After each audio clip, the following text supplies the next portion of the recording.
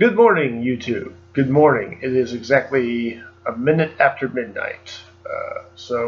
Happy midnight, everybody. Back to do another album review. I was itching to do one because I've gone back into a progressive rock mood. Been listening to some progressive rock again, and of course we have the new Pink Floyd album, which has been out for about 2 weeks now, I think. There's a new Gong album that came out last week, so I'm really wanting to get the new releases from Gong and Pink Floyd. As of right now, I don't have the funds, but eventually they'll come to me. But I wanted to do an album from a band, from a very cult band over in here in America, and probably the UK as well, but real cult. This is kind of a weird album. It's kind of I think somewhat of a transitional record. It's without the classic lineup and everything. It's got a different lineup and a slightly different name change. So we're going to review this album right here. It's by Graaf Generator. This is the Quiet Zone, the Pleasure Dome, or fittingly just Van de Graaf, which they had to alter the name of it. I believe it has something to do with Hugh Banton leaving, and he wanted, I think he had part ownership of the name. Okay, so we're going to get onto this album. Sorry, these allergies are killing me, this weather. It got cold again. Anyway, so the lineup on this album is, of course, Peter Hamill, who is always there, and Guy Evans is on drums, and you got the late great, sadly passed away last year, Nick Potter back on bass. So Nick Potter is back, and then you have a violinist named Graham Smith on here. So that's the lineup for this Van de Graaf album, The Quiet Zone, The Pleasure Dome. It starts off with a song called Lizard Play, which was a song. It starts off very, very strong. I think Lizard Play is one of the songs that I really always liked from this album. It's kind of a fun song. It's kind of fun and upbeat, kind of a happy sounding song. But I think this one really opens up the record really well. So Lizard Play is one you should check out on YouTube if you haven't heard that, or if you're not even familiar with this era of Van de Graaf Generator. It's a pretty underrated album, which is probably why I'm doing it. So Lizard Play is really good. Good instrumentation in that. The violin is all over the place. It sounded like a saxophone at first when I heard it, but it's actually a violin. Although David Jackson does make an appearance on this album. So there's Lizard Play. Next is The Habit of the Broken Heart, which starts off with an acoustic guitar. Really good piece with violin. And then the drums and the bass come in with a grooving, kind of slow thing to it. I'm sorry, man. I've got allergies. But Habit of the Broken Heart starts off with this real slow, grooving pace. It's really, really cool. And then it picks up a little bit. They pick up the speed. And it really works. This is a really great, strong song that really works. I think this is a good. It starts off really good again. So there's two really great songs there in a row. The Habit of the Broken Heart. I really like it. When we get to the third song, the Siren Song is very slow.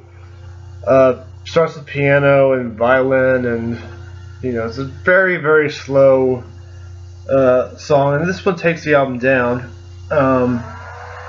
I'm not a complete big fan of this song. Actually, this one I find very much filler. I find this one pretty boring, and it does pick up some toward like maybe the second half, but it doesn't catch my interest. I'm just not a big fan of Siren Song. And then Last Frame comes after that. It's more of the same. It starts off really, doesn't really go anywhere, and it picks up some, but just not enough to be interesting. So that's The Quiet Zone from Van de Graaf Generator. That's side one. Now, if this was a vinyl, you would flip the record over, and then you would get this part, the Pleasure Dome, and there they all are. There's you can see Now you can't really see Nick and Guy too well, but it's a great shot of Peter and Graham. Yeah, they look awesome in that. And Peter's throwing a silver apple up in the air. So cool. So it's we went to the Pleasure Dome. So this is side 2. It starts off with a wave, which to me is forgettable. I know some Van de Graaff fans really do like the song "The Wave." It's just as boring as the last two. I think I just don't quite like it.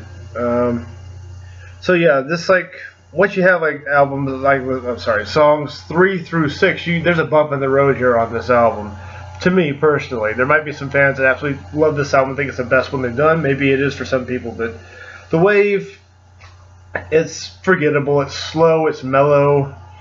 It just doesn't have the fire that the first 2 songs had. But then you get to Cat's Eye, Yellow Fever, Running. That one is powerful. You hear this violin intro by Graham, and then the drums, and then the keyboards. I think there's keyboards on that, and then just a violin. It sounds kind of reminiscent of Electric Light Orchestra, which is not a bad thing. But this is probably the strongest song. So we get some steam. The album picks up steam again with Cat's Eye, Yellow Fever, Running. I really like this one. There's some great stuff on this. That's some good music right there. So that's one, I would say, probably my favorite song on the album. I would check out Cat's Eye, Yellow Fever, Running on YouTube if you want to hear this version of Van de Graaff.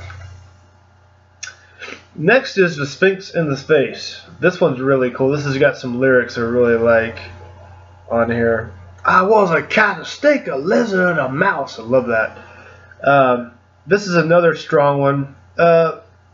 Probably almost just as good as Cat's Eye, Yellow Fever. This is one I really do like. The Sphinx in the Face, and it has a lot going on for it. There's a lot going on. And then this is where David Jackson makes an appearance. He does play some saxophone on this. So there's I don't know why he's not on the whole album. He plays on one song. I mean, I guess he technically just left the band. Well, I'm not sure why he left the band, but this is not a bad lineup. It was a very short-lived lineup, but it's not a bad lineup. I actually like this lineup. Yeah, The Sphinx in the Face, and then it builds up. There's different sections to it, and then at the end it's got Peter Hamill singing high-pitched. The music fades out, but you can still hear him singing, and then eventually he fades out. Going to Chemical World, this has got a lot going on. This is, all over the place, but yet still maintains my interest. I think Chemical World is a very good one. You should check this one out on YouTube. I'm real into this one. But there's this part, it's slow, it's upbeat, it's energetic. It's got all these different, I guess you could say, sections or movements to it. But I do like Chemical World. I think it's one worth watching on YouTube.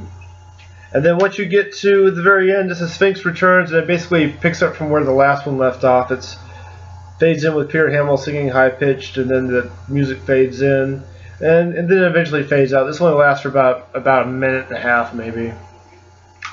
So there you go. There is The Quiet Zone, The Pleasure Dome by Van de Graaf Generator. That's the review. This was their last album. This was their farewell album. So this was the very last Van de Graaff studio album. They did put out a live album after this called Vital, with this lineup, which I don't have a copy of, but I need to get that. But yeah. So this was their last album until unexpectedly 2005. They reunited and made, Present, and they're still going strong. They've put out several releases since then, and they're still touring. But I'm going to give this a grade.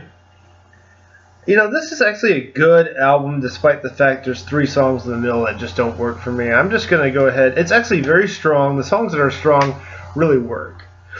And then it's there's an intermission in the middle. I don't know. But, I know some Van de Graaf Generator fans absolutely love this album. Some hate it. It's kind of a middle-of-the-road album. I think it works for the most part. I do dig Graham Smith's violin playing. I think he's really good on here. But I don't know. I'll give this probably a B+. Just because it's the stuff that's really good. I do like. But yeah, I'm taking some points off for the Siren Song, Last Frame, and the Wave. But B+, that's my review for The Quiet Zone, The Pleasure Dome. It's an album where they named both sides. You don't see that too often, but pretty cool. I have to say, out of the two sides, I'd say The Pleasure Dome is a little stronger than The Quiet Zone. As much as I love Blizzard Play and Habit of the Broken Heart. But yeah, I say recommend this. For those of you who may be casual Graaf Generator fans and only know Pawn Hearts and God Bluff and maybe even Still Life and aren't familiar with the post stuff after Still Life, I would recommend checking this out. You can YouTube this. This I probably should rebuy this because I bought this years ago on Amazon, and they've since remastered it with like 3 extra tracks. There's like 2 B-sides and a demo, so I might have to just rebuy the whole thing because I haven't heard the extra material. All my Graaf Generators are like the unremastered ones, so they don't have any of the bonus tracks, so I should probably rebuy all the Graafs that I have. So yeah. Once again, I'm going to end this review now. That was The Quiet Zone, The Pleasure Dome. It came out in 1977. The Farewell Graaf Generator album for like 2 decades, a little over 2 decades, I guess. So yeah, B+ for Pleasure Dome, Quiet Zone. All right, thanks for watching. I hope to do some more reviews, probably some more prog. Once I get that new Gong album, ICU, I will be very excited. I need to do some Gong reviews. I've really got to do some Gong. I've got some ideas of other reviews, probably in the prog or experimental psychedelic rock category. Alright, there you go. Thanks for watching. I'll see you later on YouTube on another review. Alright, good night, everybody.